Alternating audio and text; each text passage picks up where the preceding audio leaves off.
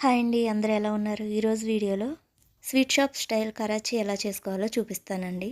దీనికి ముందుగా ఒక గిన్నె తీసుకుని దాంట్లో 1 కప్పు కార్న్‌ఫ్లోర్ వేసి 1 కప్పుకి 2 కప్పులు వాటర్ వేసుకుని ఉండలు లేకుండా మొత్తం వాటర్లో కలిసేలాగా కలుపుకోవాలి. ఇప్పుడు స్టవ్ మీద కడాయి పెట్టుకుని 2 కప్పులు వాటర్ వేసుకుని 1 కప్పు షుగర్ వేసుకోవాలి. షుగర్ కరిగి వాటర్ మరుగుతున్నప్పుడు ముందుగా కలిపి పెట్టుకున్న కార్న్‌ఫ్లోర్ వాటర్ని ఉండలు లేకుండా వేసుకోవాలి. ఇక్కడి నుంచి గ్యాస్ మొత్తం సిమ్లో పెట్టుకుని గరిటెతో తిప్పుతూనే ఉండాలి, లేదంటే అడుగంటుతుంది. ఇప్పుడు కొంచెం ఫుడ్ కలర్, కొంచెం ఇలాచీ పొడి వేసుకుని ఒక అరకప్పు నెయ్యి వేసుకుని కలుపుకోవాలి.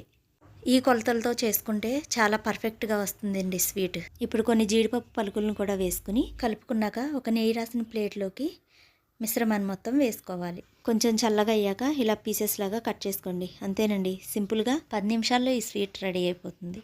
బయట తెచ్చుకునే కన్నా ఇలా ఇంట్లో హెల్తీగా చేసుకుంటే చాలా బాగుంటుంది. నచ్చితే లైక్ చేయండి.